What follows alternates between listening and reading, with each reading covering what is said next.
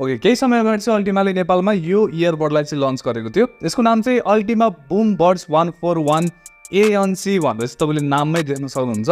अनि यसको सबभन्दा राम्रो कुरो के छ भने यो चाहिँ मात्र 2000 को प्राइसमा चाहिँ अहिले पनि तपाईँले चाहिँ स्टिल पाउन सक्नुहुन्छ। मैले चाहिँ यसलाई करिब 1 महिनादेखि युज गरिरहेको छु होइन। अब यो सायद तपाईँले अफर प्राइस देखिरहनु भएको छ, केही समय पछाडि चाहिँ यसको प्राइस बढ्नेछ। यसको नर्मल प्राइस चाहिँ अराउन्ड 3500 मा जान्छ भने अहिले पनि स्टिल तपाईँले 2000 मा चाहिँ पाउन सक्नुहुन्छ। अब 2000 को हिसाबले चाहिँ मलाई एकदमै राम्रो प्रडक्ट लाग्यो। यसको चाहिँ हाइलाइटिङ फिचर्सहरूको बारेमा कुरा गर्नु पर्दाखेरि चाहिँ धेरै छ। यसमा तपाईँले एक्टिभ नोइज क्यान्सलेसन पाउन सक्नुहुन्छ अप टु 30 डेसिबल सम्मको। त्यसको बारेमा एकछिन पछि भन्नेछौँ। 45 आवर्ससम्मको तपाईँले यसमा ब्याट्री ब्याकअप पाउन सक्नुहुन्छ भने। अनि त्यसरी तपाईँलाई गेम खेल्नको लागि चाहिँ 40 ms को चाहिँ लो लेटेन्सी दिएको छ। सो यो सबै फिचर्स हेरेपछि पछाडि चाहिँ यो इयरबडको बारेमा डेफिनेटली कुरा गर्नुपर्नेछ। सबभन्दा पहिला अनबक्सिङको बारेमा कुरा गर्न चाहन्छु म। व्हाइट बक्स तपाईँले देख्न सक्नुहुन्छ भने यहाँ बक्समै तपाईँले चाहिँ धेरै फिचर्सहरू चाहिँ लेखेको देख्न सक्नुहुन्छ, किनभने यो इयरबड चाहिँ तपाईँले धेरै फिचर्स साथमा पाउन सक्नुहुन्छ। बक्सलाई खोल्ने बित्तिकै माथिबाट तपाईँले एउटा सेक्सन पाउन सक्नुहुन्छ जसलाई खोल्नु भयो भनेदेखि चाहिँ त्यहाँ केही पेपर वर्कहरू तपाईँलाई दिएको छ।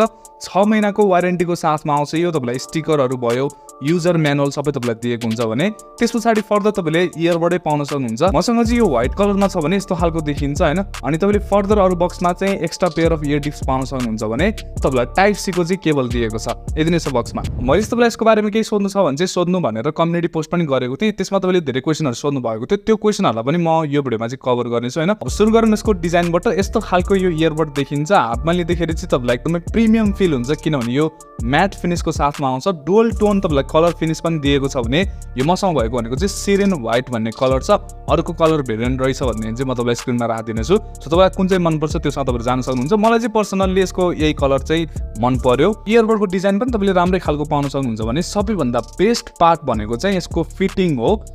यस्तो राम्रो फिटिङको साथमा आउँछ नि यो होइन। तपाईँले प्रिमियम टाइपको फिटिङ पाउन सक्नुहुन्छ क्या 2000 को प्राइसमा। मेरो विचारमा यो सबैभन्दा बेस्ट फिटिङको साथमा आउँछ। करिब 1 महिनादेखि युज गर्दाखेरि चाहिँ यसमा एउटा मात्र प्रब्लम आएको यसको डिजाइनमा भनेको चाहिँ दागहरू हल्का फुल्का लागेको छ। अब त्यो त जुनसुकै इयरबडमा पनि लागिहाल्छ होइन।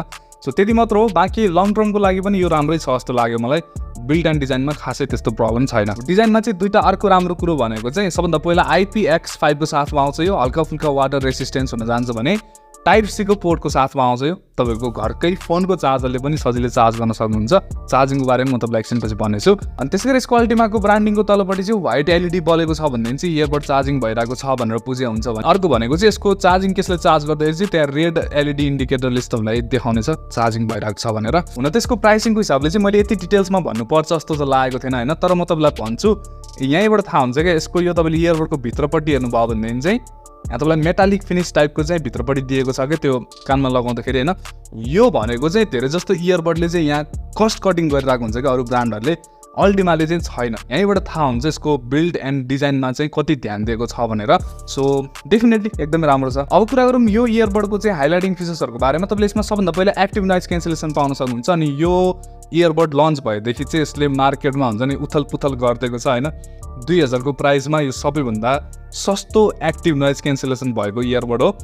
अप टु 30 डेसिबल भनेको छ। तपाईँले हल्का फुल्का नोइज चाहिँ क्यान्सल गरिरहेको थियो होइन। अनि मैले चाहिँ यसलाई लगाएर पोखरा गएको थिएँ, म गाडीमा यसैलाई युज गरिरहेको थिएँ। ANC अन गरेर युज गर्दाखेरि चाहिँ गाडीको नोइज चाहिँ मैले मजाले सुनिरहेको थिएँ होइन। त्यो अलिक ठुलो नोइज छ भनेदेखि चाहिँ क्यान्सल गर्न सक्दैन। तर तपाईँहरूको फ्यानको भयो, गीत बजिरहेको छ सानोतिनो भोलुमा भनेदेखि चाहिँ स्पिकरमा यसले चाहिँ मजाले क्यान्सल गर्छ। यसको ANC चाहिँ मजाले काम गर्छ, तर त्यस्तो खतरा हुन्छ नि महँगो खालको चाहिँ छैन। डेफिनेटली प्राइसिङको हिसाबले एकदमै राम्रो छ यसको ANC। अनि अर्को भनेको चाहिँ यसमा तपाईँले ट्रान्सपेरेन्सी मोड पनि पाउन सक्नुहुन्छ। अब अझै तपाईँलाई आइडिया दिनु पर्दाखेरि चाहिँ नेपालको मार्केट अनुसार 2500 देखि 3500 मा जति पनि तपाईँले ANC भएको इयरबडहरू देख्नुहुन्छ नि त्योसँग चाहिँ मजाले कम्पिट गर्न सक्छ। त्यही लेभलको तपाईँले पाउन सक्नुहुन्छ। राम्रो छ। त्यति मात्र होइन, यसमा तपाईँले 4वटा माइक पाउन सक्नुहुन्छ इन्भाइरोमेन्टल नोइज क्यान्सलेसन साथमा। भनेको कलहरू गर्दाखेरि चाहिँ तपाईँको हल्का फुल्का नोइजहरू पनि क्यान्सल हुनेछ। अनि यहाँ चाहिँ तपाईँले यो माइक टेस्ट हेर्न सक्नुहुन्छ। यस्तो खालको एउटा आइडिया तपाईँलाई हुनेछ कलहरू गर्दाखेरि कस्तो तपाईँहरूको आवाज जानेछ भनेर। यो आवाज तपाईँले सुनिरहनु भएको छ अल्टिमा बुम बड्स 141 ANC को माइक्रोफोनबाट। अनि यसमा तपाईँले ANC पनि पाउन सक्नुहुन्छ। क्वाड माइकको साथमा आउँछ यो। एउटा इच इयरबडमा तपाईँले 2टा माइक गरेर चाहिँ 2टा गरेर 4वटा माइकको साथमा आउँछ। अनि यो तपाईँले चाहिँ कलहरू गर्नुभयो भने तपाईँहरूको आवाज चाहिँ यस्तो खालको जानेछ। अनि त्यसै गरी यो इयरबडमा चाहिँ मलाई अर्को बेस्ट फिचर्स लागेको भनेको चाहिँ यो अटो कनेक्टको फिचर्स साथमा आउँछ। भनेको बक्सलाई तपाईँले खोल्ने बित्तिकै चाहिँ पेयर भएको फोनसँग चाहिँ अटोमेटिकली कनेक्ट हुन्छ। यो चाहिँ बजेट इयरबडहरूमा चाहिँ खासै देखिँदैन भने यसमा चाहिँ तपाईँले त्यो पनि पाउन सक्नुहुन्छ। सो त्यो पनि राम्रो छ। ब्याट्री ब्याकअप बारेमा कुरा गर्नुपर्दा चाहिँ 45 आवर्सको तपाईँले पाउन सक्नुहुन्छ। ANC अफ गरेर युज गर्नुपर्ने हुन्छ। 60% भोल्युममा युज गर्नुभयो भने 45 आवर्सको तपाईँले टोटल प्लेब्याक पाउन सक्नुहुन्छ। इयरबडमा चाहिँ अप टु 7 आवर्ससम्मको तपाईँले ब्याट्री ब्याकअप पाउन सक्नुहुन्छ 60% भोल्युममा। अब मेरो टेस्टिङमा हेर्नु पर्दाखेरि चाहिँ मैले यसलाई लगाएर हुन्छ नि लङ टुरमा जाँदाखेरि चाहिँ 5 घन्टासम्मको चाहिँ मैले ANC अन गरेर पाइरहेको थिएँ।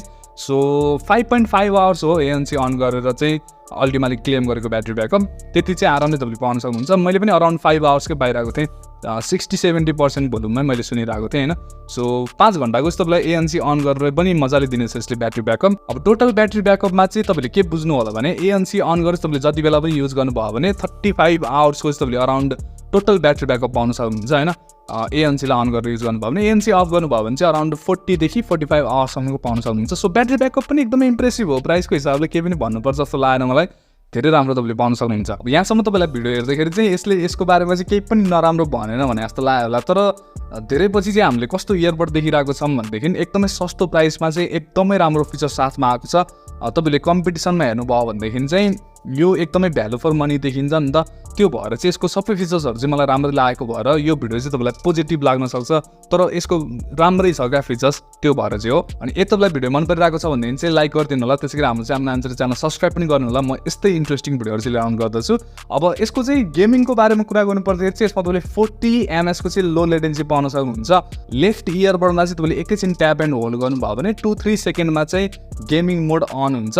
अनि गेमिङ मोड अन हुँदाखेरि मात्र तपाईँले चाहिँ यसमा 40 ms को लो लेटेन्सी पाउने हो। गेम मोड अन भएको छैन भनेदेखि चाहिँ त्यहाँ तपाईँले लेटेन्सी फेस गर्नुपर्ने हुन्छ। यसलाई लगाएर चाहिँ मैले PUBG खेल्दाखेरि चाहिँ गेमिङमा लेटेन्सी चाहिँ मलाई त्यति फिल भइरहेको थिएन। गेम मोड अन गरे पछाडि होइन लेटेन्सी तपाईँले राम्रै पाउनु भएको थियो। तर अर्को कुरा चाहिँ तपाईँले एउटा कुरा के ध्यान दिनु होला भने यदि तपाईँहरू एकदमै ह्याप्पी गेमर्स हुनुहुन्छ भनेदेखि चाहिँ यो कुरा तपाईँले फिल गर्नुहुन्छ होइन। मैले पनि धेरै बेर खेल्छे पछाडि चाहिँ थाहा पाएको थिएँ यसको लेफ्ट राइट सेपरेसन चाहिँ त्यति एक्युरेट छैन क्या। त्यो चाहिँ तपाईँले बुझ्नु होला। बाँकी अरू सबै कुराहरू चाहिँ गेमिङको लागि पनि राम्रै छ। यहाँ तपाईँलाई म लेटेन्सी टेस्ट पनि देखाउनेछु।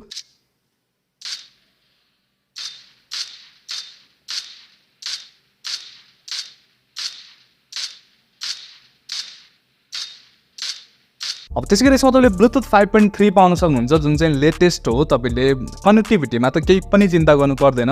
धेरै राम्रो तपाईँले पाउन सक्नुहुन्छ कनेक्टिभिटीमा त नो इस्यु। अब सबै कुराहरू त भइहाल्यो। यसको साउन्ड क्वालिटी चाहिँ कस्तो छ त? साउन्ड क्वालिटीको बारेमा कुरा गर्नु पर्दाखेरि चाहिँ मेरो विचारमा चाहिँ यो 2000 को हिसाबले तपाईँले एकदमै राम्रो साउन्ड क्वालिटीको साथमा पाउनु भएको छ। हजुर यसको साउन्ड क्वालिटी पनि राम्रो छ।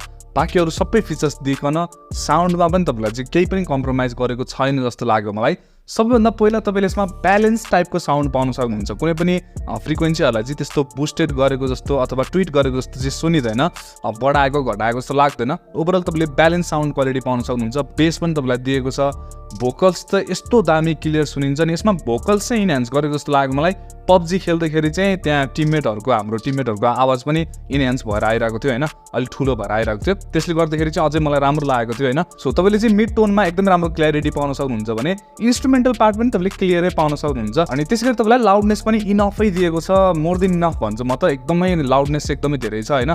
100% भोल्युममा त तपाईँले सुन्नै सक्नुहुँदैन।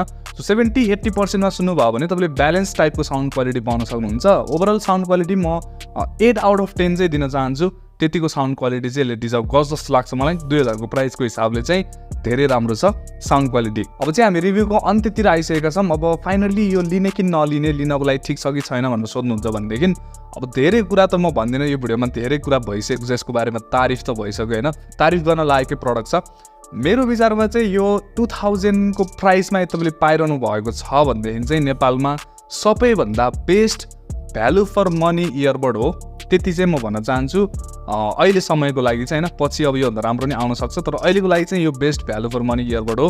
त्यहाँभन्दा बढी अब के भन्नु छ र। धेरै राम्रो अल्टिमाले चाहिँ यो इयरबड लन्च गरेको छ।